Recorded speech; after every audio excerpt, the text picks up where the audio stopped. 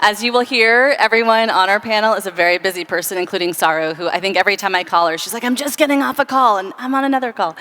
So as Patrick said, my name is Anna Lappé, and I wear a couple different hats, and I kind of come here today wearing the hat of my project Real Food Media, which is a project that in various ways have worked with everybody you'll be hearing from today, doing communications and messaging around many of the themes of today's conference. And I also wear the hat of working with funders, trying to help the philanthropic community really invest in the kind of change that we so need. So our session today is kind of picking up on a lot of the themes that you've heard talked about today, but really bringing into the heart of the conversation one of the key themes about the true cost of food, which is how this food system impacts people. So all of the workers along the food chain, from farm workers to meat packers to grocery retailers to the truckers to restaurant workers, so all along the food chain, how are those workers impacted? And so you'll hear us talking about that today. And really, when I was thinking about who could we bring together to have this conversation, who would be some of the best people to have us really raise those concerns right in the heart of things, I could not think of three better people than the people we have here today. I won't give you long bios about them, although their bios are impressive, but you can read about them in your program and you'll hear about some of their work today. So we have Joann from the Food Chain Workers Alliance. We have Oliver Gottfried from Oxfam America, who works with their worker rights program. We have Saru Jayaraman from the Restaurant Opportunities Center United. He'll be talking with us today. And the way we're going to structure this session is we sort of have some clusters of questions we're going to explore with the three of them. First, really looking at how has this food system impacted, how is it impacting workers, again, along the food chain. And then secondly, really getting into the business case for improving wages and benefits. And then third, really looking at what are some of the most promising strategies that these folks are seeing on the ground that are really working to put workers at the heart of the story of food change. And then we want to open it up to all of you, and we're going to do something a little bit different in this session from previous sessions. For the question and answer period, in your bags, you all have index cards, and if you don't have a bag or you cannot find your index card in amongst all the amazing things you have now in that bag, there is Sustainable Food Trust staff members who have index cards that will give them to you. You should write your question down on those. Staff will hand those in. We thought that would be a way to surface more questions, and I, as the moderator, will help bring those questions to these guys, and especially if I'm noticing, wow, 10 people asked this question, I'll be sure to raise it. Feel free to write your name if you want to on that card. You don't have to, but that's how we'll be doing the question and answer period.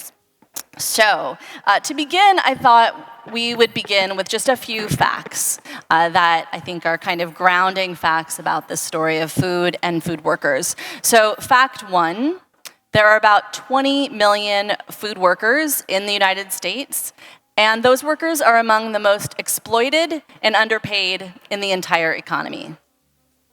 Fact two, when the National Labor Relations Act was passed in 1935. It provided workers, as many of you know, with the right to organize and collectively bargain. And then a few years later, we got the Fair Labor Standards Act, which established the minimum wage. But as many of you know, both of those federal policies, which really laid the bedrock for workers' rights in this country, both of those policies expressly excluded farm workers and domestic workers. So when you think about farm workers, for instance, many farm workers are not protected from those most basic provisions like minimum wage, overtime policies, child labor laws, those kinds of things. Fact three, probably many of you who've ever worked in food service or restaurants know this, that tipped workers in this country don't get the minimum wage that we all think of as the floor for workers in this country. The tipped minimum wage is still $2.13 an hour. And I would say that one of the people who has been really at the forefront of helping make sure that more people are aware of that and make sure that there's going to be change on that has been Saru, who's on the panel with us today. So fact 4, and then I want to jump into questions for the panel, but I really wanted to ground us with these facts. So fact number 4, and I think this is really particularly chilling to really reflect on it, that food workers in this country are disproportionately represented on the rolls of food stamps, having to rely on government assistance to feed their families than the average American worker. So think about that for a moment. The people who are at the heart of our food system, who are putting food on our table, are not able so often to put food on their own table for their own families. And again, the 3 people who you're going to hear from today, I would say, are at the forefront of making sure that these facts aren't hidden in the story of food, but that we all are aware of these facts, and then helping us really think about how do we really roll up our sleeves and do the hard advocacy and organizing work to make sure that we have a food system that truly reflects our values across the board, the values of environmental sustainability, animal welfare, and workers being paid fairly and treated fairly in every single food sector job. Okay, so first set of questions, and I'll sort of go down the line here from Joann to Oliver to Saru. What I wanted you each to talk about first is kind of have us reflect on, from your vantage point, and we'll start with you, Joann, as the co-founder, co-director of the Food Chain Workers Alliance that represents about 300,000 food workers across the food chain. I'd love for you to jump in with sharing from your vantage point and what is that impact that your worker members are feeling of the sort of dominant food system on their lives on a daily basis. Right, yeah. Thanks, Anna. Hi, everyone. As Anna said, there are 20 million people in the United States who work in the food system. And so it's the largest sector of low-wage jobs in the country. We looked at government data. We released a report a few years ago called The Hands That Feed Us and found that people who work in the food system, from frontline workers all the way up to the CEO level, earn less than the general workforce. And that was confirmed. We did a national survey of over 600 workers throughout the food system. The median wage was $9.65 per hour. And actually, 1 out of the 4 workers we surveyed were paid less than the minimum wage. And the conditions that workers face, we found over 50% have suffered an injury or illness on the job.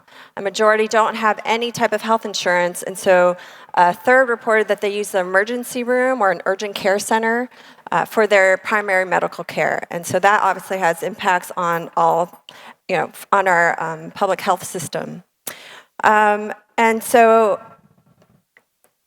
food system also, is built on the system of slavery, right? And so workers of color and that structural racism that was built into our food system continues today. Workers of color, on average, earn about $5,600 less per year than white workers in the food system. So those are some of the issues that workers are facing. And as you mentioned, we also found that food workers face higher levels of food insecurity. They're unable to afford enough food to eat than compared to the general population. And so I want to touch a little bit more specifically on farm workers. I think most of you were here this morning, and it was heartening to hear the CEOs of major corporations talking about how important farm worker issues are, that they're taking on poor wages and bad working conditions for farm workers. Just to add a little bit more information about what farm workers are facing, there's over 1 million farm workers in the U.S. In our survey of farm workers, almost 100% of those farm workers were paid less than the minimum wage. And farm work is actually one of the most dangerous jobs in the United States. In 2011, the fatality rate for agricultural workers was 7 times higher than all workers in the private sector. And the U.S. Environmental Protection Agency estimates that 10,000 to 20,000 farm workers per year are poisoned by pesticide exposure. So I just want to share a quick little story about some farm workers who are organizing in Washington State. And one of their leaders, his name is Federico Lopez. He's a farm worker from Oaxaca, Mexico. He's married. He has a 3-year-old daughter. And he was working at a farm called Sakuma Berry Farms in the northern part of Washington State. The workers are paid a piece rate or a production rate, so they're paid for each sort of like pound of berries that they picked. And because the piece rate was so low, Federico and most of his coworkers were earning maybe $5 an hour, right? Way below the minimum wage. And so the workers started organizing, and Federico led his coworkers in asking the company for just a 1 cent increase in the pound, in the piece rate they were paid. The company refused. This is in July of 2013. So the workers went on strike, and the company responded by retaliating and firing Federico. So the workers organized their own independent union called Familias Unidas por la Justicia, United Families for Justice. They've been organizing now almost 3 years. The company has refused to recognize the union to improve wages, to improve the housing conditions for the farm workers. So Sakuma Berry Farms is a major supplier to Driscoll berries. So the farm workers have called for a boycott of Driscoll's, and they've joined with farm workers who are organizing in San Quintin, Baja Mexico, who have also called for a boycott of Driscoll's. And I bring this up in part because I found it kind of ironic this morning when Walter Robb, co-CEO of Whole Foods, is talking about how important farm worker issues are, how they're taking that issue seriously. But Whole Foods is one of the largest retailers of Driscoll berries. And so far, despite letters and delegations, protests, Whole Foods has refused to meet with the farm workers. So I really encourage you all to help send a message to Whole Foods to at least just even meet with the workers if they're not going to stop selling Driscoll berries. Mm-hmm. And I don't know, I can't see if Walter is still here, but I think one of the themes that Patrick, or the challenges that Patrick raised, if you remember at the end of that session, was, this conversation isn't about just us. I mean, it's partly just about us getting together and learning from each other, and that is wonderful. But really, I think Patrick's challenge to all of us is, where do we go from here? Where do we take it from here? And how could there be some unlikely alliances that are formed, or some new connections that are formed, some challenges that are taken and really acted upon? And so, this is one of those opportunities that would be really great to see. Or I know there are many other folks from the business community here to think about, how can business leaders really listen to the reality on the ground of the farm workers that the Food Chain Workers Alliance represent, to really make change on the ground. So this is a great opportunity for that, I think. Thank you, Joann. So I want to pass it on to you, Oliver. So I mentioned Oliver works with Oxfam America, works on their worker rights campaigns, and particularly I was really impressed, I don't know how many of you saw it, but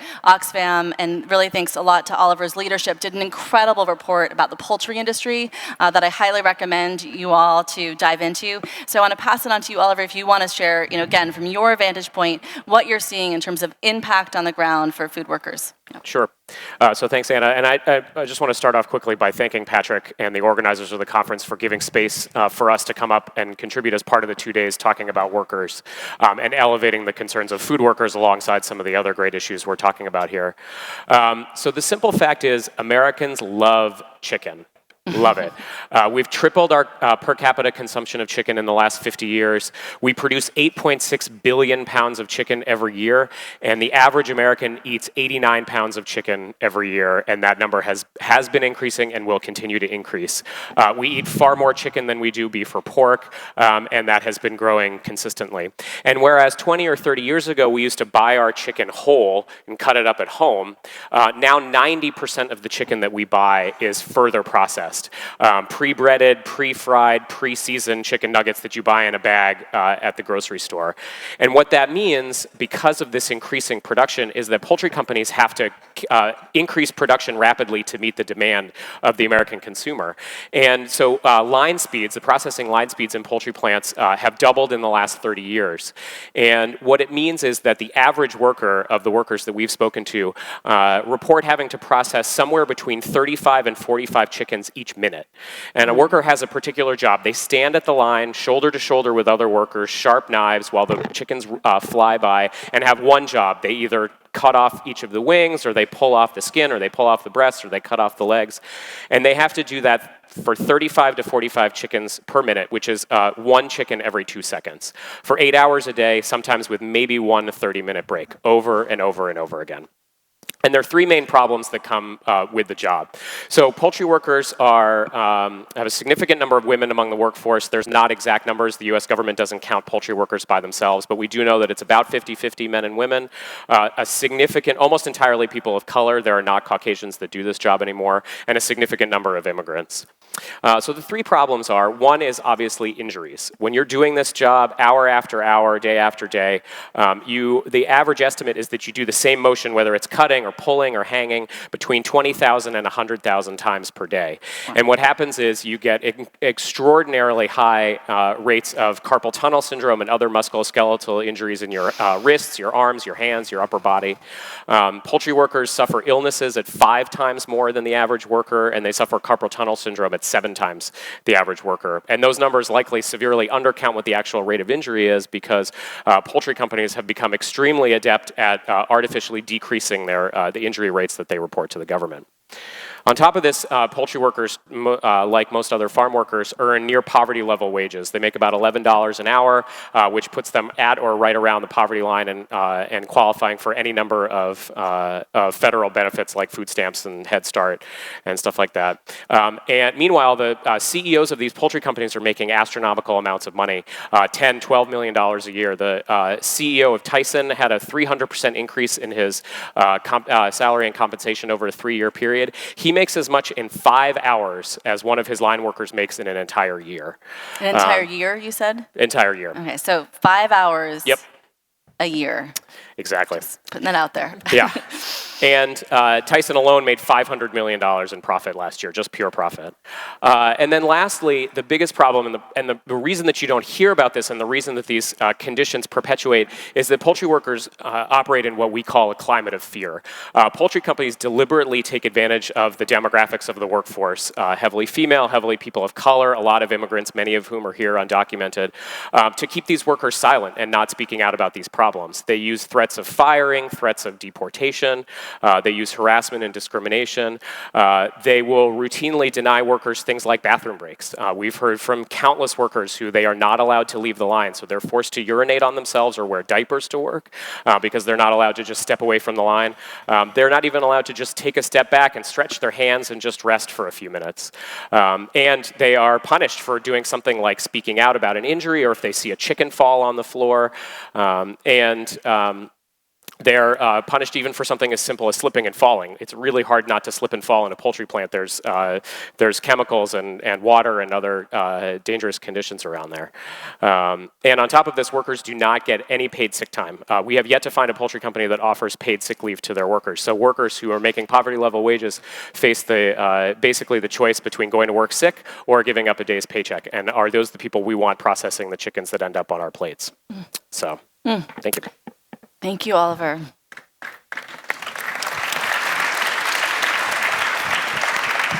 Okay, so in case you weren't devastated enough by what you hear, we're sort of taking you along the sort of food chain down to Saru, who's talking about restaurant workers. So we've heard farm workers, and obviously there's many workers who we aren't having a chance to hear from, but the stories would be very similar at other points along this food chain. But so sort of rounding us off at the end there, we have Saru, who I would love to hear you, Saru, talk. Your experience has been really grounded in restaurant workers. And so again, could you kind of share that restaurant worker perspective? Sure. Hi, everybody. Is it working? Such an odd apparatus.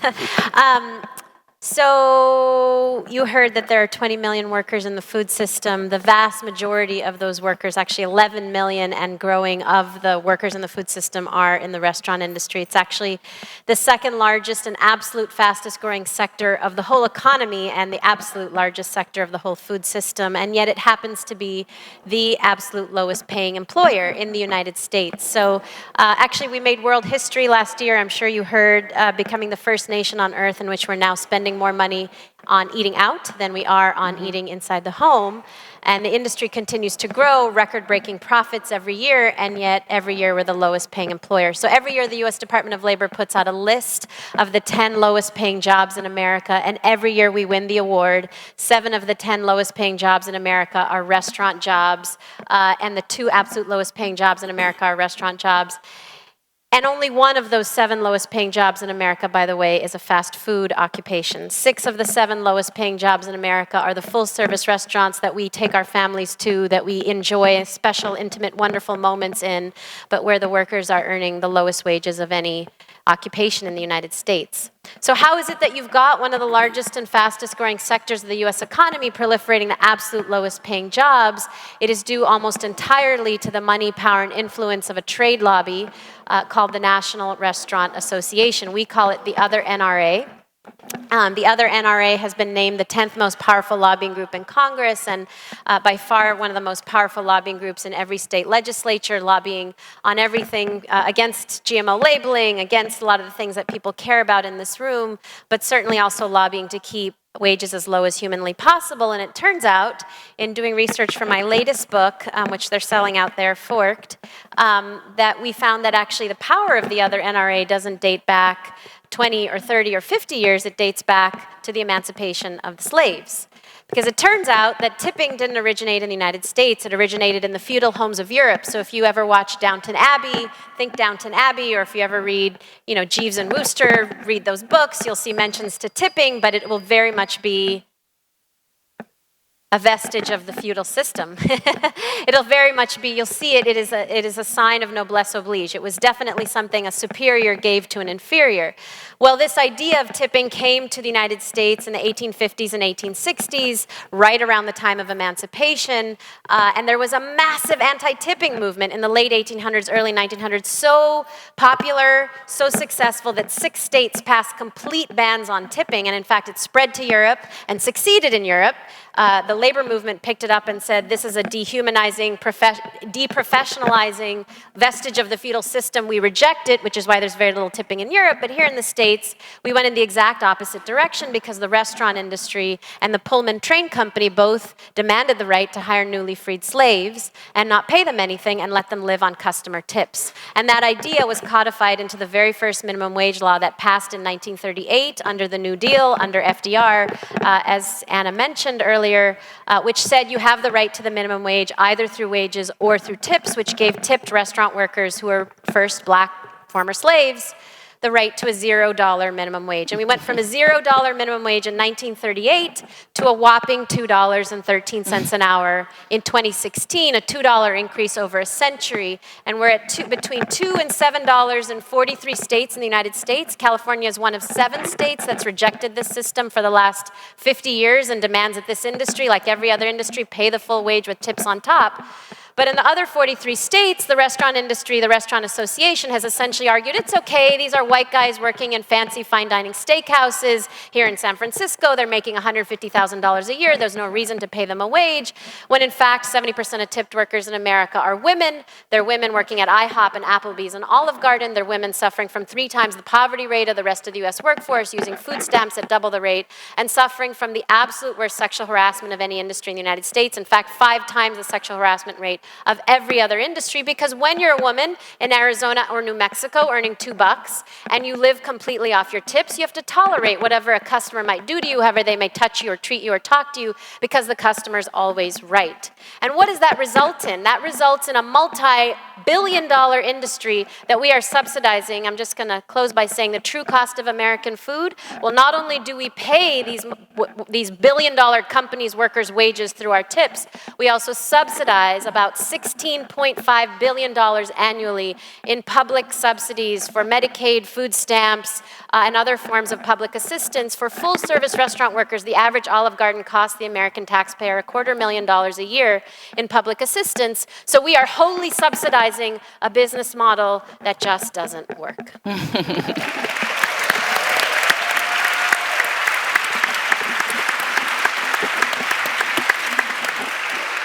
Okay, so I'm going to go out on a limb here and assume that nobody could listen to Joann and Oliver and Saru and think, we're doing a really good job here. I don't think anybody would listen to this and think this isn't a system that needs radical change.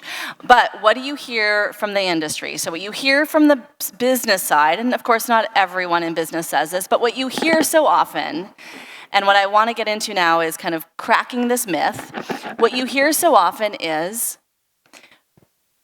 hey, this is what we have to pay in order to keep food prices low.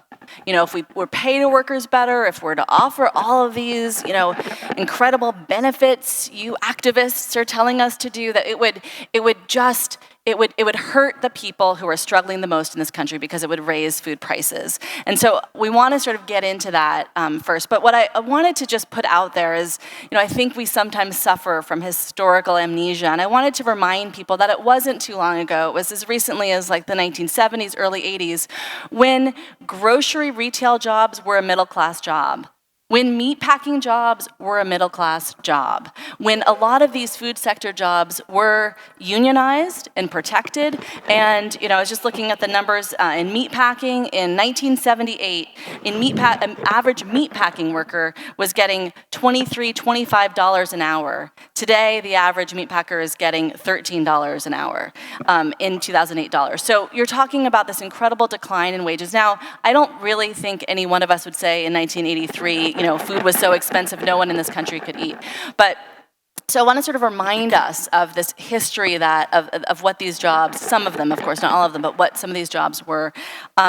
So I want you each to kind of weigh in from your perspective here on kind of how do you respond from the vantage point, and Joann, in your case, of your workers, and Oliver, from what you guys are doing at Oxfam, and Saru, what you're seeing in the restaurant workers, kind of from that perspective. So I want to start with you, Joann. What are you seeing in terms of how do you respond to the business argument that, this is too pie in the sky, that if we were to offer better wages, the prices of food would just be too high. It's just impossible. So Joann, we'll start there. So actually, a few years ago, we did a study with Saru and with a professor at UC Davis looking at what would be the cost to the average household in the U.S. if we raised the minimum wage. There was a proposal in Congress to raise the minimum wage to $12 per hour, to increase the sub-minimum wage for tip workers, so to increase the federal minimum wage to $12 an hour. And what we found is actually labor costs overall are a small percentage of the price of food. And so for the average household, their daily food costs would actually only increase by a dime a day. So that's not much. And I think most people would be willing to pay that, right? If in order to know that workers who are producing and processing and cooking and selling the food to them are being paid a fair wage. And that, Joann, that study, that was if the employer passed all of that all of that increased price to the consumer. So if all of that was passed on, you're talking about only a dime a day. Right? Yeah. So on the flip side, we could argue that, as we heard about Tyson and Darden, the Darden Corporation, which owns Olive Garden, if you think about Walmart, these huge corporations are making huge profits. They wouldn't necessarily have to pass the entire cost on to consumers, right? And just to share one study that I saw out of University of Massachusetts at Amherst, that looking at what would happen if the minimum wage went up to $15 per hour in 4 years for fast food workers, right? Well, nationally, but specifically in the fast food industry, that fast food restaurants could cover the cost, of that higher wage, by reduced turnover, right? Mm-hmm. Because workers would stay in those jobs, they wouldn't be leaving to try and find something better. They could charge a little bit higher in prices, and just overall there'd be greater economic growth, right? If low-wage workers are earning more, they're going to spend that money, and that helps the economy grow. Mm-hmm. Great. Oliver, you want to jump in again? Kind of how do you come back at that argument and crack that myth? Yeah. So. In the report that we put out that Anna mentioned, which is called Lives on the Line, the Human Cost of Cheap Chicken, we laid out a series of recommendations that we wanted the poultry companies to make. And really, frankly, some of them cost absolutely nothing. Things like rotating workers through different jobs in the processing plant, just so that if they use different muscle groups, it allows the overstrained muscles chance to relax and recover. That costs absolutely no money because you're just moving people around. And something as simple as respecting your workers, treating them with dignity, listening to them when they raise concerns instead of harassing them or discriminating against them or firing them, also something that costs no money. But in terms of things that do cost money, again, as I said, Tyson made $500 million in profit last year. And to put into perspective how much of your food dollar actually goes to workers, we looked at the Chicken McNugget, the most iconic chicken product in the world, which was developed in a partnership between Tyson and McDonald's. For every dollar that you spend on a Chicken McNugget, just 2 cents of that goes to the processing worker in the poultry plant. plant. So very little of the food dollar actually goes back to workers. It's, as you heard, a lot of it goes back to the CEOs that run their companies. And we're in the process now, we haven't released it yet, but I do have a few figures from it of doing exactly this, which is making the business case argument for improved working conditions in the poultry industry, and we'll have it done in a few weeks.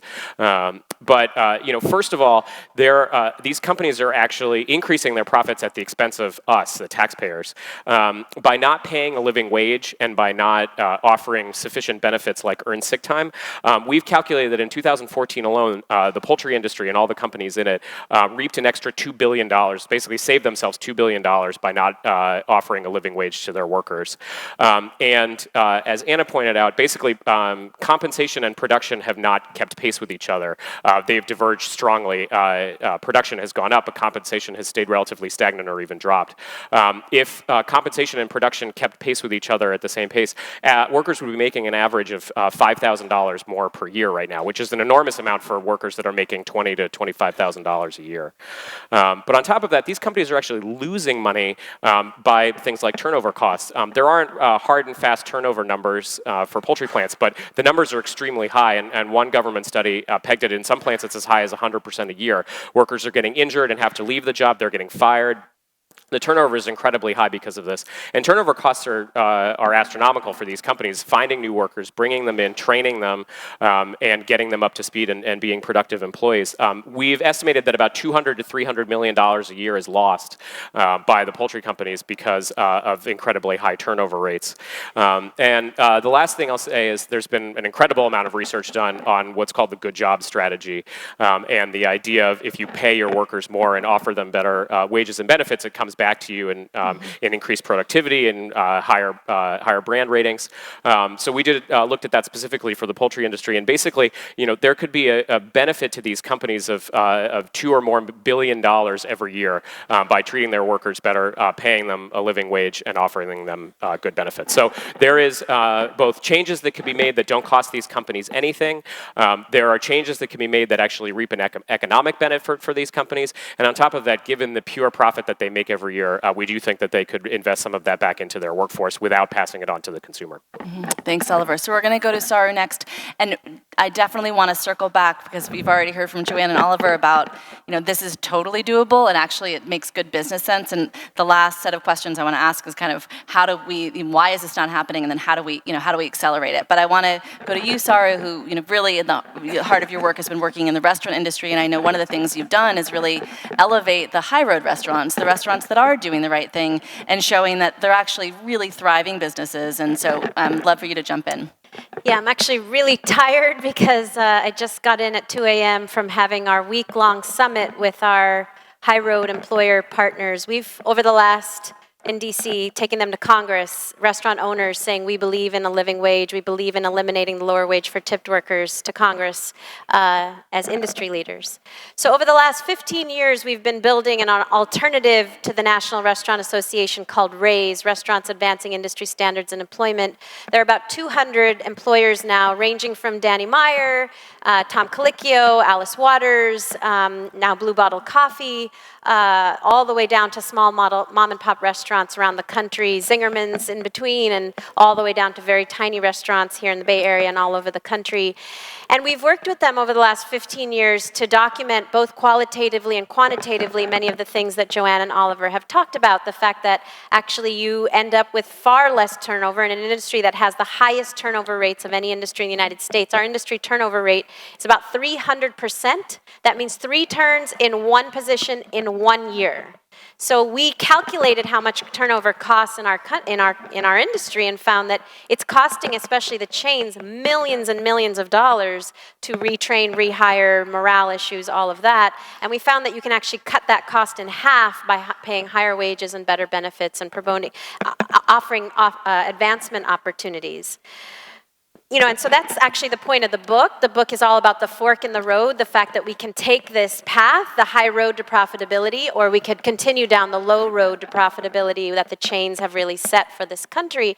But I think it's important to go back to the arguments that Anna laid out at the beginning, which are really very much perpetuated by the National Restaurant Association.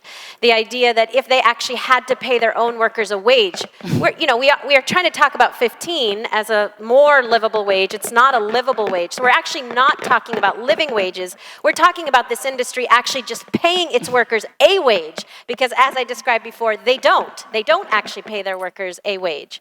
And even to do that, their argument is that they would go under, jobs would be lost, there would be no job growth, and menu prices would skyrocket. Well, we did regression analysis, statistical regression, on the 7 states that I told you have rejected this system for the last 50 years of paying a lower wage for tipped workers. California, Oregon, Washington, Nevada, Minnesota, Montana, and Alaska have all required that this industry pay the full wage with tips on top. Turns out that they have higher restaurant revenues, sales, higher job growth in the restaurant industry, higher job growth among tipped workers and among servers, even higher rates of tipping. The Restaurant Association likes to say that if they had to pay their own workers' wages, everybody would stop tipping. Well, it turns out that the state with the highest tipping rate in the country is actually Alaska, and I don't know why, and I'm always looking for somebody who will do a study on Alaskans and why they tip better than everybody else. But Alaskans have had the same wage for tipped and non-tipped workers for decades, and they tip better than anybody else in the country. So all of the arguments.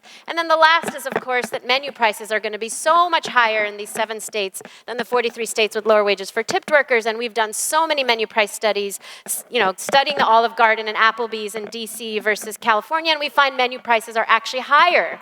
In Washington, DC, where the wage is $2.77 in our nation's capital, in New York, where the wage is $7, in Massachusetts, where the wage is $3, the menu prices are actually much higher on the East Coast than they are here, where everybody is required to be paid a full wage. How is that possible? It's possible because on the West Coast, basically companies have worked it into their business model, and as a result, they see much lower turnover, higher productivity, and higher profitability. I'm talking about the same company. The same company, Applebee's and Olive Garden, has the same menu price or higher in Washington, D.C. than here, while paying literally 4 times the wage here that they pay in Washington, D.C. So it is very, very possible. I do want to talk in my last 45 seconds about one special strand out of all of this that's been exciting, which is that as we've been working with our high road employer partners over the last couple of years, talking to them about this history of slavery and the impact on women of this whole system, you may have heard we worked with a couple of them in particular to go all the way to eliminate tipping altogether. Danny Meyer, Tom Colicchio, and a bunch of other restaurants. And our campaign is not to eliminate tipping altogether, it's to eliminate that horrible lower wage for tipped workers. But when restaurants like Danny Meyer, when we've worked with them to actually ensure that their workers get everything that they would have gotten through tips now through an employer-paid livable wage, we are totally supportive. And that has resulted in massive international movement towards actually living wages for workers as opposed to relying on customer largesse. Great, thank you.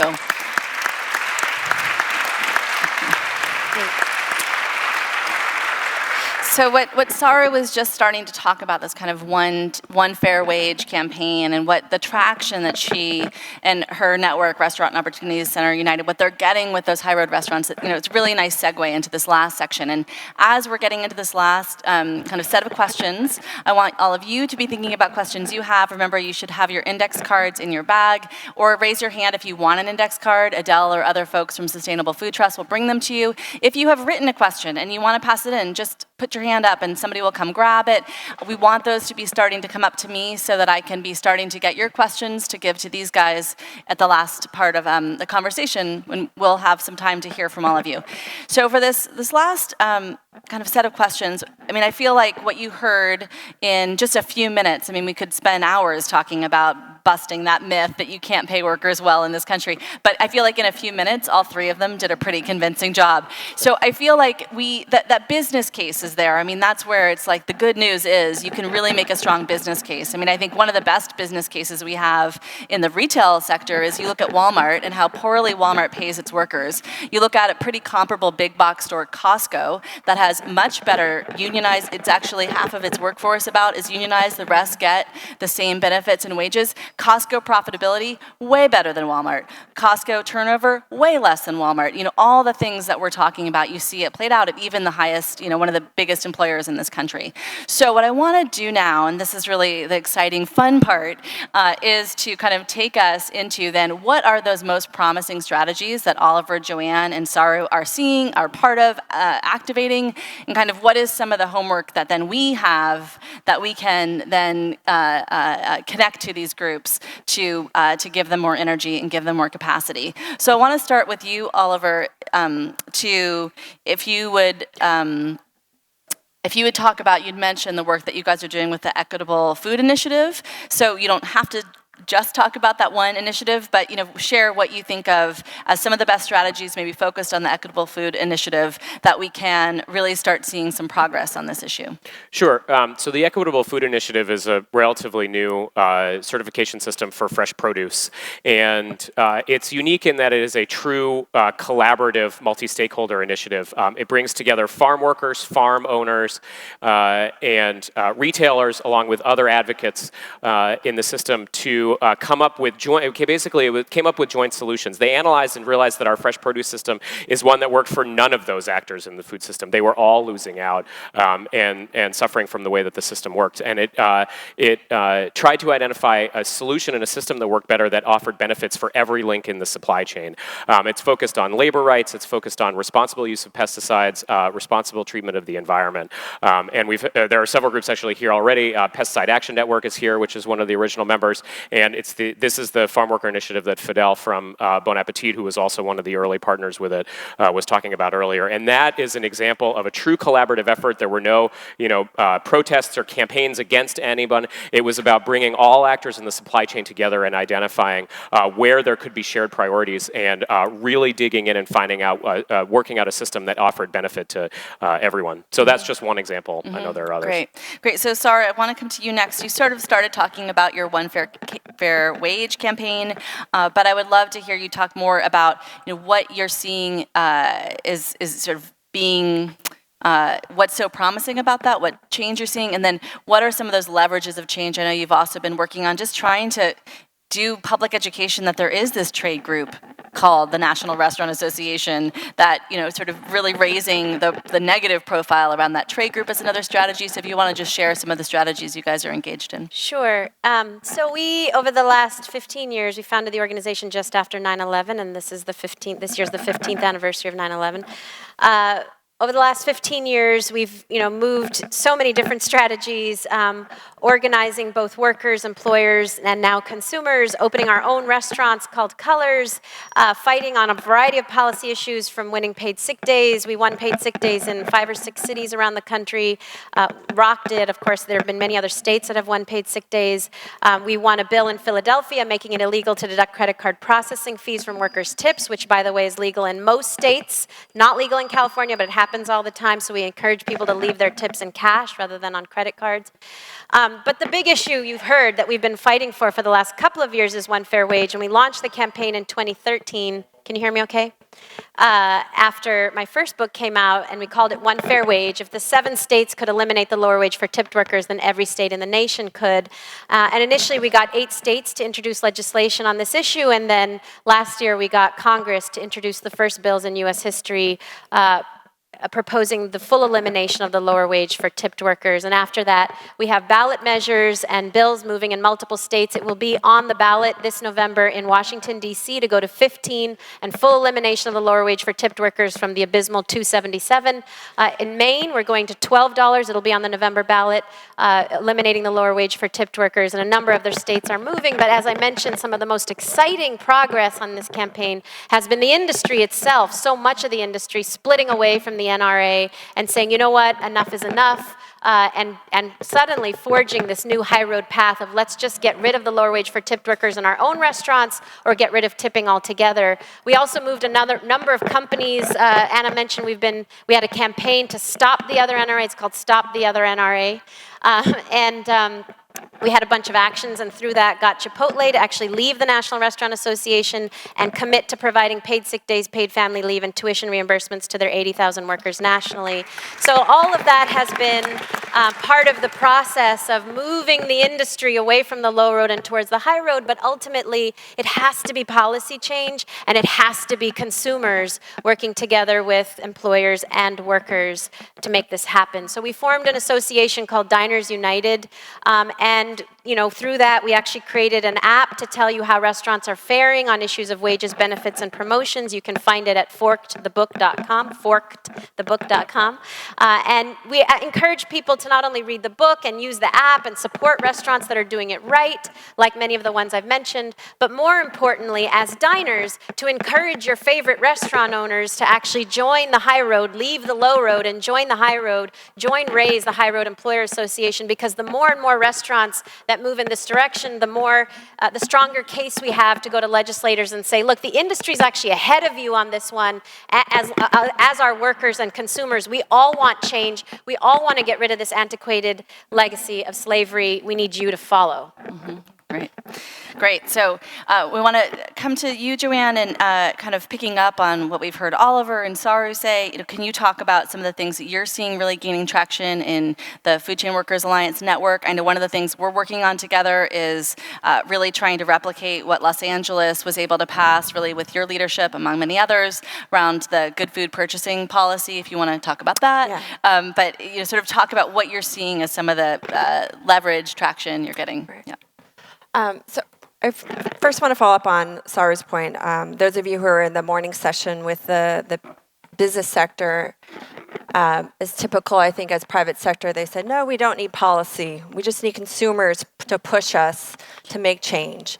But if we don't have policy, like how many businesses are going to agree to stop paying a sub-minimum wage for tip workers, right? So it's really important. It's that, we're not just consumers. We were talking about this earlier. Like, we are citizens, we're residents. Even if you're not, if you're an immigrant and you're not a citizen yet, you still have a voice in your local government, in your state government, with the federal government, right? We need to exert our power as people, as political people, right, to push for the policies that we want, that we need to really create a food system that is, just, healthy, and sustainable. And so Anna mentioned one of the policies that we've been working on, that we helped to develop through the LA Food Policy Council. Tomorrow you'll hear a little bit more from Paula Daniels, who's standing in the back, who is the founding chair of the LA Food Policy Council. And that policy is called the Good Food Purchasing Policy. And it's the most comprehensive institutional food purchasing policy in the country. It has standards around buying local, sustainable, fair, humane, and healthy food. And it's kind of similar to LEED certification. And as we've talked about, Oliver mentioned it, we talked about this morning about unusual collaborations. This is a policy that really brings together organizations, activists who are working on different issues, who are often not working together. Animal rights activists with labor, and environmental activists with local farmers, with public health advocates. This policy covers all of that together and has a baseline that needs to be met in each of those, what we call value categories, so that, because often what's left behind is usually actually workers' rights, right? That there's a lot of interest in local purchasing and healthy food, but the other values aren't always lifted up as equally important, and this policy does that. And we've seen positive changes already in LA with the LA Unified School District, which is the second largest school district in the country, adopted the policy in 2012. They're buying more local food. They adopted Meatless Mondays, which is saving water, which is saving animals. And the policy has also led to 150 good-paying jobs. New jobs have been created in LA County because of this policy. So now that this policy is gaining traction around the country, we're working closely with the new Center for Good Food Purchasing, and Real Food Media is helping us with the media and communication. So the San Francisco Unified School District is going to vote to adopt the policy next month. We have interest from Oakland Unified in the Twin Cities, Chicago, Cincinnati, Austin, New York City. So it's really growing, and we really see this as a powerful leverage tool. It's not like the solution to all the problems that we've talked about, but it's one way to make change and to improve our food system. Yeah, great. And I don't know if you said this, I was looking at all of your really great questions, but did you mention, Joann, that one of the ways already that you're seeing this policy have an impact in Los Angeles was when the school district was looking at signing a new contract with Tyson, the poultry company Tyson, to have a contract with LA Unified. The district would use that policy to, and did you mention this? No, Yes. Not yet. So thank you for Not to steal your thunder, but it's a really good example. Yeah, so Tyson had the sole contract to provide chicken to LA Unified School District. It was a 5-year contract. They bid to supply chicken again to LAUSD. Twice we were able to, Food Chain Workers Alliance with many of our allies in all those sectors that I talked about, we organized and we stopped Tyson twice from getting that chicken contract. And so now, for all the reasons like that, Oliver talked about, the labor issues, the environmental issues, also terrible contracts that they force on poultry farmers.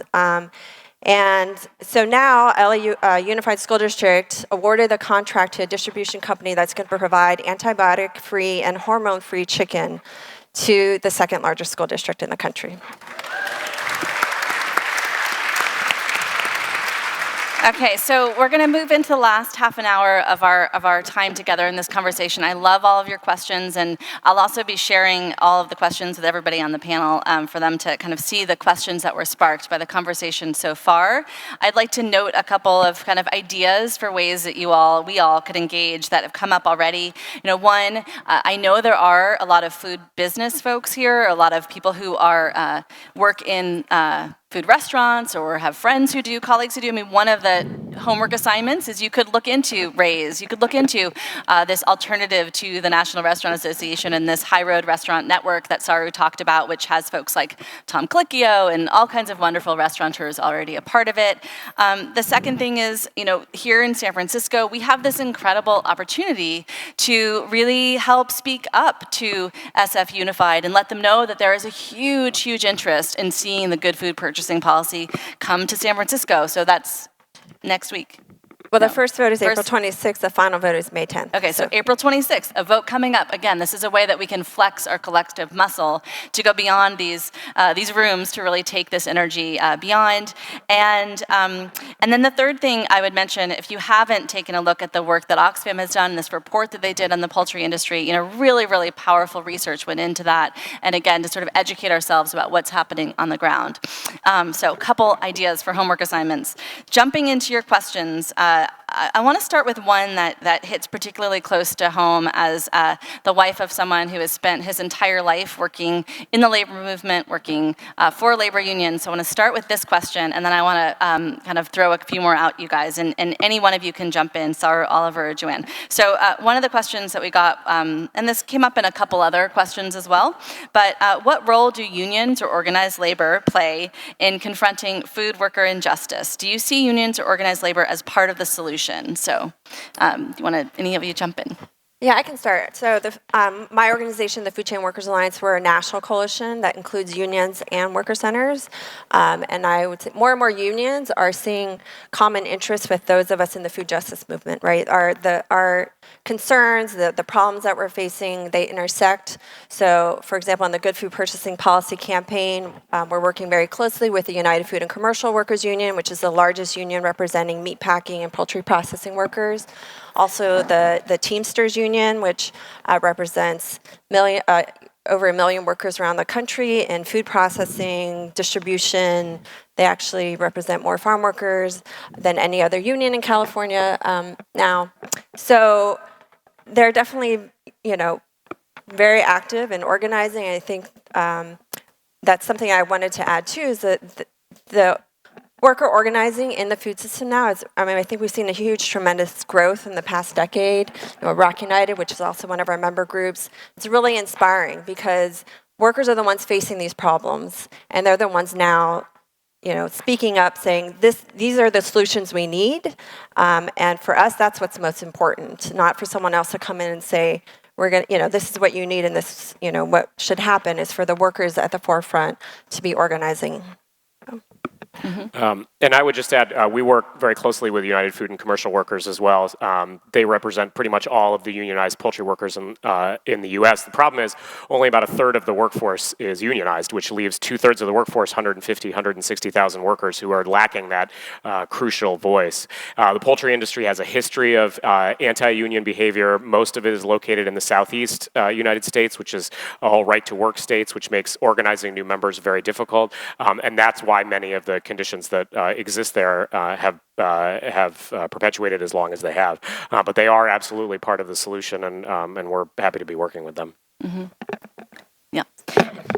Okay, so a couple of questions came in on this kind of theme. So I wanted to jump into this question, which is that what, it's sort of summarized in this one question, but a few of you wrote this. So what links do you all see between solutions that give workers rights and fair wages and solutions that support environmentally sustainable food? What more can we work on together? I don't know who wrote this, but this is like a question that gets nice, of course you did, yes. So this gets right to the heart of, I think, what brings so many of us together, that we don't come here because we just care about, workers, and we don't care about the planet, we don't care about the climate, and who cares about the animals? I think we come as whole people that care about all of these issues. So thank you for raising this question. Would love to hear you guys jump in on, basically it's the intersectionality of the work that I think all three of you are doing, and could you talk about that? Sure. I think first it's to absolutely call upon each other's issues every time we put out our ideal. So for example, in our case, we've had this app listing rating restaurants on issues of wages, benefits, and promotions practices, and have been looking for partners for a very long time, Slow Food or anybody who would give us the fifth column to add on local, organic, and sustainable within our app, and got no takers until Alice Waters said she would do it. And so now this New Year's app will include not just wages, benefits, and promotions, but also restaurants rated on local and organic. But the other side has to be true as well. We did a study here in the Bay Area, I think with the Food Chain Workers Alliance, surveying restaurant workers here in the Bay Area, and found that workers in local and organic restaurants use food stamps and had higher rates of poverty than workers in non-organic and non-local restaurants. And so I think it's incumbent on people who care about local and organic and sustainable to call upon their friends and allies in the restaurant industry, and frankly throughout the food system, to not just be sustainable on one issue, but really you can't have a sustainable food system and you can't have sustainable food without sustainable wages and working conditions for the people who touch, prepare, harvest, produce, serve, cook it. It just doesn't work. How organic and healthy can your strawberry be if your server's coughing and sneezing on it, or is homeless because they can't afford a place to live, which is we have the highest rates of homelessness of any industry in the United States.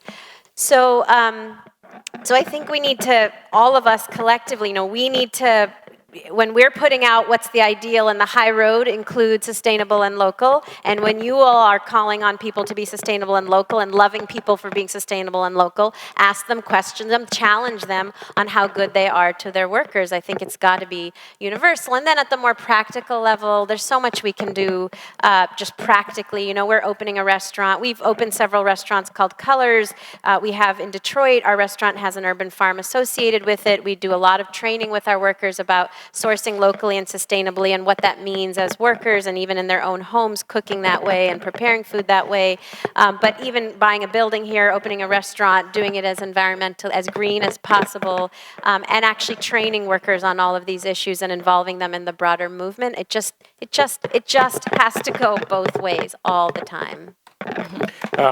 And I would add, looking at it specifically from the poultry industry, this drive for production and this need to meet growing demand among the American consumer is what causes problems, not just in the way that the workers are treated, but in the way the animals are treated and the impact on the environment. It's all part of the same cycle. And so one way we might be able to counteract that is by combining forces. And I've had the chance here to speak with a number of groups that we work with that are also campaigning against the poultry industry on the use of antibiotics or the treatment of animals. And by combining our efforts together, we can increase our power and get the sort of policy change or change in the private sector that we've been looking for, because all of these issues are intimately connected to each other. Mm-hmm. That's great. Just to give a shout out, I don't know, I saw Judy Hatcher here earlier from the Pesticide Action Network. Yes, they've done a great job of working with farm worker organizations. Obviously, the issue of pesticides impacts farm workers, farmers, rural communities. That's one example of intersection of environmental issues and farm worker issues. And to highlight, the issue of antibiotics. You might not think that that's an issue that workers would care about, but actually, I know Keith Nachman was here earlier presenting. He's from the Center for a Livable Future at Johns Hopkins University, and he's done studies that show that workers in pork processing plants who are working on pork farms, they have higher rates of carrying antibiotic-resistant bacteria in their bodies because they're the ones handling those animals, right? Mm-hmm. So it is an issue that crosses different sectors, different constituencies, and that's what we're looking for, and that's something that we try and address with the good food purchasing policy. Mm-hmm. Yeah, and I think that what we hear from all three of you is a sense that the idea that these are even separate issues is itself a fiction, and is itself actually a construction of those who don't want us to gain power and don't want us to see that we're all united. To see that. As you put it so well, Joann, antibiotics, that's a worker welfare issue. It's also a public health issue. Think about the power that bringing the worker community together with the public health community. Or, I really learned this from you, Saru, the work you guys have done around paid sick days. And, think about that as a public, that's a public health concern, that's a food safety concern. It's also a worker concern. Or, and Oliver, the work you guys are doing around the poultry plants, what we've heard about how if you are not a worker who is protected by a union, you won't speak up about worker safety violations. You won't speak up about if you see some kind of food safety violation happening because you are afraid you're going to lose your job. And so to reframe it so people see that, being protected by a union, that is one and the same as an issue around, a public health issue and protecting food safety. So I think that, all three of you, I think in your work really embody this breaking down those artificial divisions across all these issues.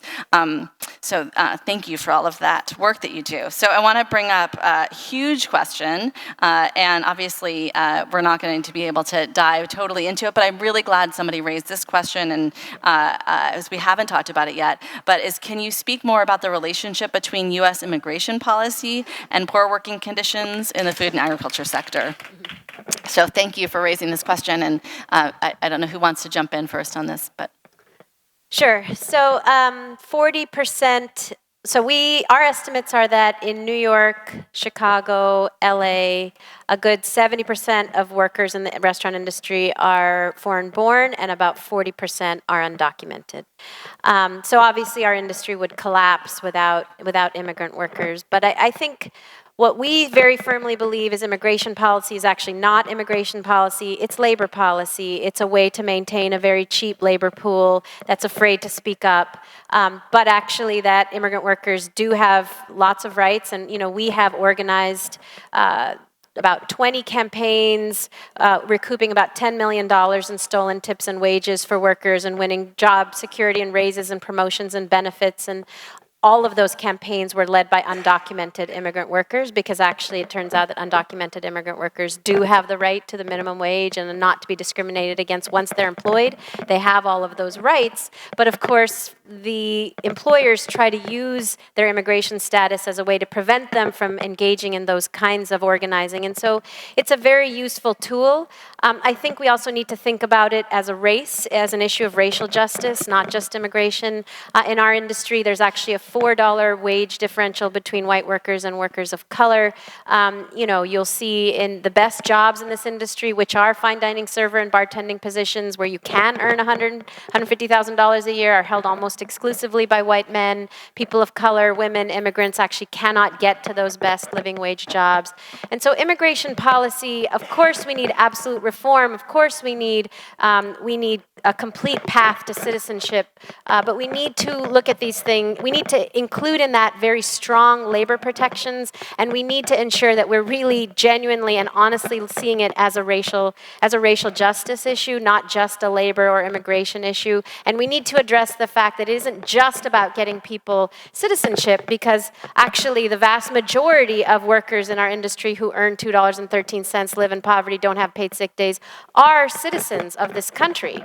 And so it has to be beyond just immigration policy. It has to be about organizing and ultimately addressing issues of racial justice and power in the workplace beyond, in collaboration with obtaining citizenship for workers. There is no one panacea. It has to be everything together. Mm-hmm. Thank you. Yes. I don't have much to add to that other than everything that Saru said. Everything that Saru said about restaurant workers applies absolutely to workers in poultry and meat processing and to farm workers. It's the exact same issues, it's the exact same power imbalance, and the solutions have to be the same. Immigration reform in and of itself won't impact the sort of culture change that's necessary in these industries.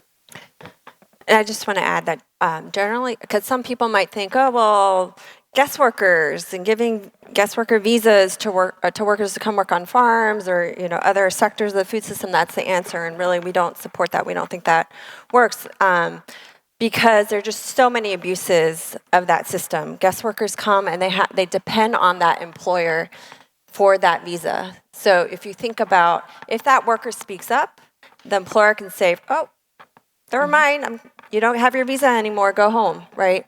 And so that power imbalance creates the situations of, for example, workers were brought into New Orleans, into Louisiana, after Hurricane Katrina. They were brought in on guest worker visas. They came, their passports were taken away. This was at a seafood processing factory that supplied Sam's Club, which is owned by Walmart. Workers were locked into the factory, working 16 plus hours a day, paid less than minimum wage. As I said, their passports were taken. It was basically a situation of forced labor. They were guest workers. There's just too many abuses to depend on that system as a solution. Mm-hmm. Great, thank you guys. So from a really broad question to a super specific one, and then I want to raise another one that I'm really glad somebody wrote. And if you have more questions, feel free to be feeding them still up to me. We have a few, still have some time left, and I'm sort of clustering them around different themes. So feel free to raise your hand, and the staff will collect them. Okay, super quick question, and probably Oliver, you'd be the best to answer this. Are there any poultry companies that treat their workers fairly? That is a great question. I've committed a lot of work over the last several years to answering that question. And as of now, the answer is no. We have not found a sort of a good or high road employer in this industry. There are some that are incrementally better on some things, whether it's higher wages or higher rates of unionization. But for the most part, no, we have not. And really the point of the campaign that we have against the poultry industry is to create that better actor and then celebrate that company, and then create what we call basically a race to the top. And that's why we're targeting the top poultry companies. The targets of our campaign are Tyson, Pilgrims, Purdue, and Sanderson. They're the 4 largest poultry companies in the US. They control about 60% of the market just by themselves. And if any one of them makes changes, the rest of the industry is going to be forced to follow in order to keep up. And that's really what the goal of our effort is, because unfortunately, large or small, we have yet to find that better employer. Mm-hmm. Great. Well, so maybe we should all task, Patrick charged us with, we need to be making bold challenges to ourselves going forward. Maybe we should task Patrick with bringing us all back in 5 years, and then we can bring you, Oliver, back up here, and we can say that, yes, there is finally a poultry company that we can actually stand behind. I mean, one of the things that, as you mentioned, I'm really glad you said this, is this tactic of the race to the top. And, Saru, I think this is a lot of what you're seeing, and there's real traction and success with this high road restaurant strategy that you're using, where, these companies, when you can have some leader companies, some high road companies, it can, if there's power in organizing, help pull other companies up to the top. So, okay, other question that I think is, really, really gets at the heart of what a lot of the conversations today have been about, which is the question someone wrote was, how can we make or inspire consumers as drivers of industry change to care as much about food workers as they do about sustainability, organic, animal welfare, et cetera? And feel free, any one of you, to jump in.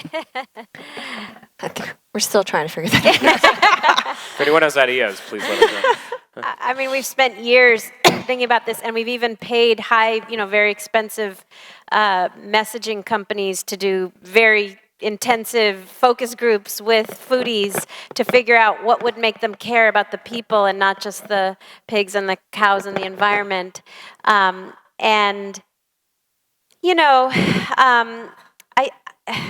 I actually, after all these years of thinking about it, how could we, for a long time it was how could we replicate the food movement's success and, reaching wide numbers of people, and ultimately I feel like what's happening right now is that we've just led. We've just gone ahead and led as workers, and we are experiencing so much change. We 3 years ago we were talking about 9 and 10, and now we're winning 15.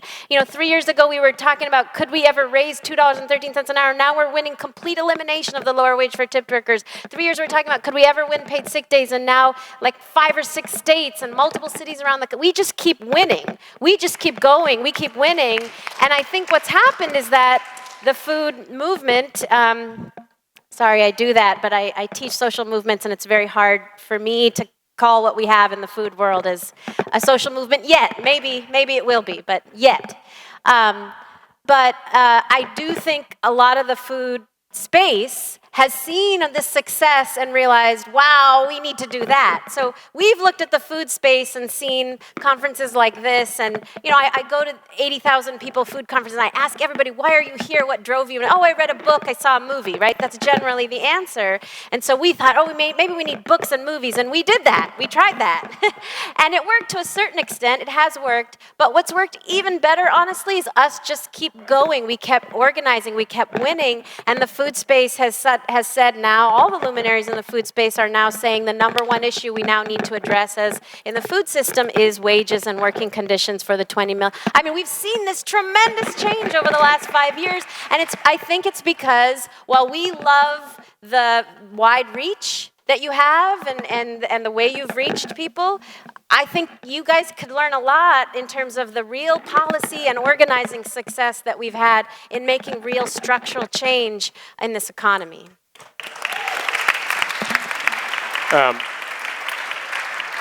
So I think that's right, and I think the changes we have seen are because we haven't waited for consumers to catch up, and this is really one of the biggest obstacles that we face. One of the tactics that we've really looked to use at Oxfam in our poultry campaign, and I know that food chain workers and Anna have worked on this similarly in their voices on the food chain, I hope I got the name of that right, is elevating the voices of the workers themselves. No one can tell this, we can tell the story great, but no one can tell the story as well as the workers themselves can. And so in a companion to our usual NGO practice of putting out a 40-page report on what it's like to work in the poultry industry, we also did a website that's heavily using video and audio with workers themselves talking about their experience.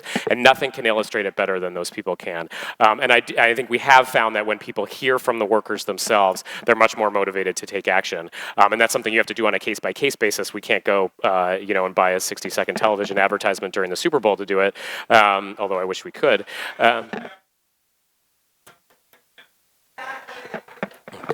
That's a great question. Yeah, that's a great question. I don't know if everybody heard the question, but the question was, why don't we have workers here talking right now? Yeah.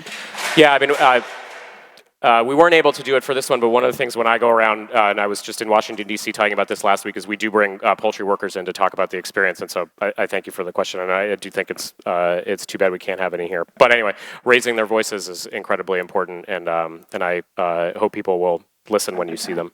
Mm-hmm.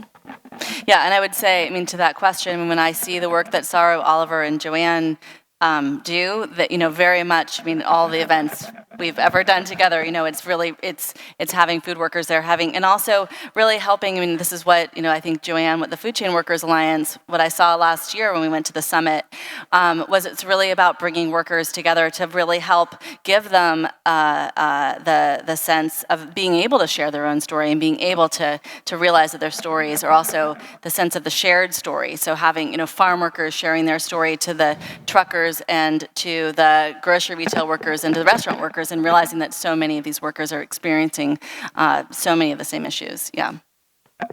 And yes, so if people want to see the project that Joann and I did with food workers, it's called Voices of the Food Chain, and it was a partnership also with StoryCorps, which is a national organization that captures people's stories. And so we did this collaboration where we brought the workers came together and were sharing their story on that platform. Okay, so now for a really, I think it's a really creative question, and would love to hear all of your thoughts on this. If you could meet with one person to further your organization's cause, who would it be and why? And you know, what would you impart to them? Think about that for a moment. And then we're coming up toward the end, so if you do have additional questions, please be passing them up on cards. I'll bring them up to these guys. I need to think a little more. It's a great question. Okay, Oliver, I'm going to put you in the hot seat. You go first. So that's a great question. There's a lot of people, but I would say that you know, one of the things we've been pursuing is conversations with each of these poultry companies in order to elevate the concerns of workers. What we found is there is a severe disconnect between people who sit in the headquarters of these companies and people who are actually on the processing line floor. And so what we've been trying to do is narrow that gap. And we have, you know, had conversations with several poultry companies already, and they have listened to us, even if they haven't necessarily internalized what we've said. But I would love to be able to meet with the CEO of as many of these companies as possible, large or small, especially ones that might be willing to work with us and not only talk to us, obviously, but hear from their workers directly and bring workers into the room, which is something we've been trying to do. Saru? Oh my God, there's like 20 people. If I had to choose one, I think it would be Dawn Sweeney, the president of the National Restaurant Association, who has been avoiding us. We keep chasing after her and she keeps avoiding us. If we're willing to sit down, she should be willing to sit down. Mm-hmm. And I think the time has come. I think they realize the time has come. We've never seen them on such a defense as they are right now. You know, they, for 10 years, hired a goon called Richard Berman. If you don't know who Richard Berman is, you really need to know who Richard Berman is if you're in the food world. Go to 60 Minutes, put in Dr. Evil, 60 Minutes. Go to YouTube, put in 60 Minutes, Dr. Evil. He calls himself Dr. Evil, and there's a little episode about him. And he's gone after, you know, Humane Society around their work on animal treatment on CAFOs, and he's also gone after us, set up a fully staffed organization called ROC-Exposed, was funded by the National Restaurant Association to attack us, and we had 2 congressional investigations into us, and 3 full-page ads in USA Today, such a bevy of flattering badges of honor, truly. And they changed their tactic after we put out this report showing how the tip minimum wage was the results in sexual harassment. They made the president a woman.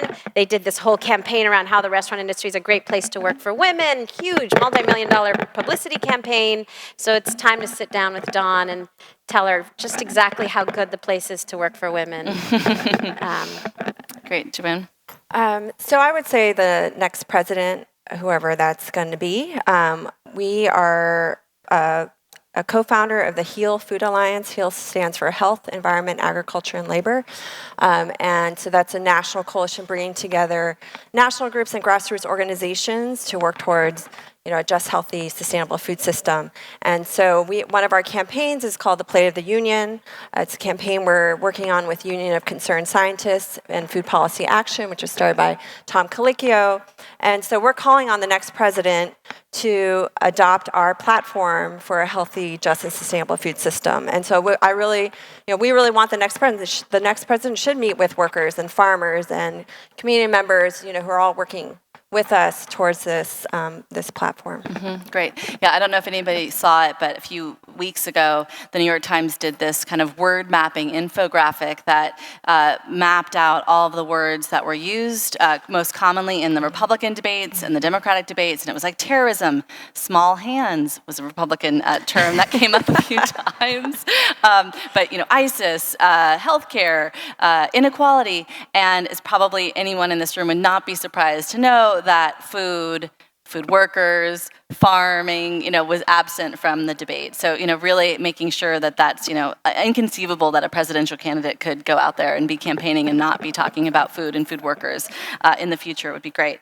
So we have just a few minutes left. I wanted to bring up this question, speaking of inequality, that that someone raised, which, any of you can jump in. And then there's one final question that I wanted to raise. But has anyone looked at what sort of a percent cap on CEO and executive salaries and bonuses relative to the lowest paid employees, like what a cap like that might look like, and what that reinvestment and redistribution of profit could look like? For those of you who are taking notes and remembering, you heard Oliver mention earlier that the CEO of Tyson, I think you said, made $300 million last year? No, he made 10 or 12 million himself. 10 or 12 million himself. Yep. So, just thinking about how much more that is than the average worker. Anyway, anybody want to jump in on this, cap inequality question? Yeah, actually, can you hear me?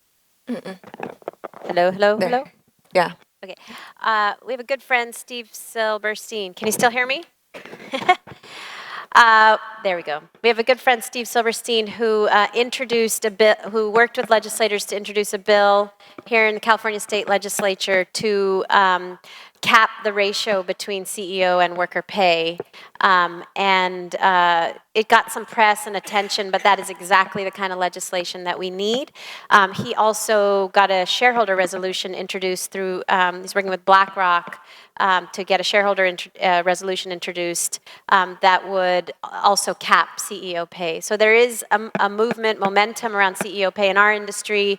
It ranges between 200 times and 800 times ratio between CEO and worker pay, because if you can imagine, the CEO of Darden, which is Olive Garden's parent company, makes in the hundreds of millions, and their workers earn $2.13 an hour. So it's about an 850 times differential between the CEO and the worker.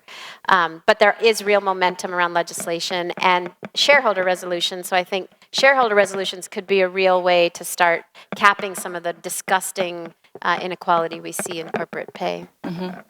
Great.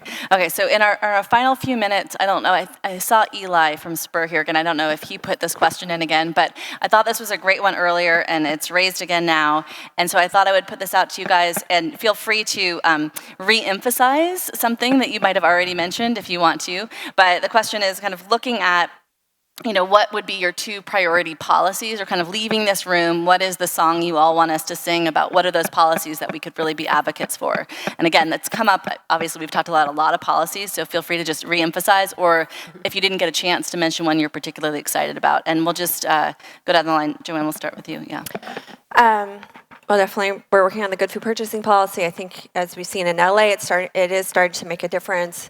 It's addressing multiple issues, problems in the food system, and I think it really can be transformational for this food system. I know Saru will talk about one fair wage, and we definitely support that, and just overall increasing the minimum wage. I did want to touch upon, earlier this morning, there was the question of well, should food cost more or not? Or are we trying to lower the cost of food? And I think everyone here knows that in the U.S. we spend the smallest proportion of our income on food. And so how do we compensate? If food prices go up, well, people need to earn more, right? And so increasing the minimum wage for everyone, for restaurant workers, for farm workers, also making sure that farm workers are covered by overtime pay, which they aren't right now. So making even just workers' rights equal for all workers is key. Great. Oliver, and then we'll go to Saru. Oliver. Yeah. So outside of an increase in wages, and specifically looking at poultry workers, companies making policy changes so that their workers are heard, they're respected, they're listened to, and they're treated with dignity. And there's a number of mechanical ways and policy changes they can do that on top of a culture change where they actually respect and admire their workers more than they do now. And also something to address the health and safety problems that these workers deal with, whether it's slower line speeds or better worker training or rotating workers throughout jobs in the plant, something that lessens the injury rate on workers so that they can not only earn a living wage and be respected at work, but also are not injured at work either. You know what I'm going to say, so I'll just say, 150 years ago, there was another industry that said we absolutely will not survive if we have to pay our own workers' wages. Our business model is such that if you force us to pay our workers' wages, we will collapse. And we as a nation said, absolutely not, that is unacceptable. That is, after many, many years of fighting, we as a nation said that is inhumane, unacceptable. We don't care if there's no cotton, people should not be slaves. And yet 150 years later, here we are again confronting an industry that says our business model will not survive if we have to pay our own workers' wages. Our business model requires paying $2 an hour. And we as a nation are sitting around and allowing that to happen. We as a nation are saying, okay, fine. That must be the only way that you can run a restaurant is to pay nothing or next to nothing. That must be the only way you can operate in the food system, paying poverty wages. That must be the only way. And yet, it's a totally unsustainable, unacceptable, inhumane, unethical business model. It's a business model that doesn't work, and we've already proved that there are better business models in these same industries. So why do we accept it? Why do we allow for it? It's time to recognize that a business model, if we're talking about the true cost of American food, a business model that requires we as American taxpayers to subsidize it with billions of dollars of public assistance and to pay its workers wages for it is a business model that simply doesn't work and has to go.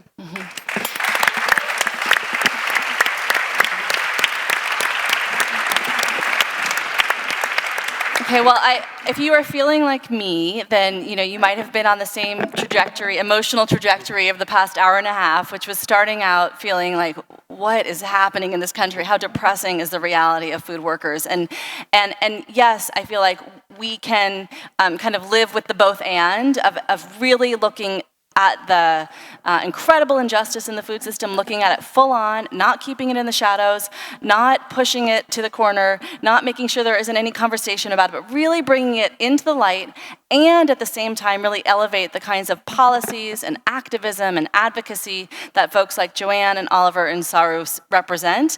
And I feel like I ended this hour and a half feeling the sense of, this is possible. I mean, as Saru said, imagine a few years ago, people thought it was pie in the sky that we could have a $15 an hour minimum wage, and look what's happening. A few years ago, people said, oh, there's no way you're gonna ever get paid sick days, and look what's happening. So it's just really, I wanna just commend Joann, Oliver, and Saru on their work, and I hope you all would join me. Thank you. Thank you.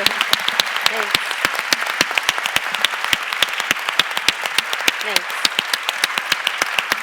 And maybe Patrick, you can bring us all back together in 5 years and we can celebrate the 5 years of success and win that we will all have working together. So thank you all for being here. Thank you guys again. It was a real pleasure.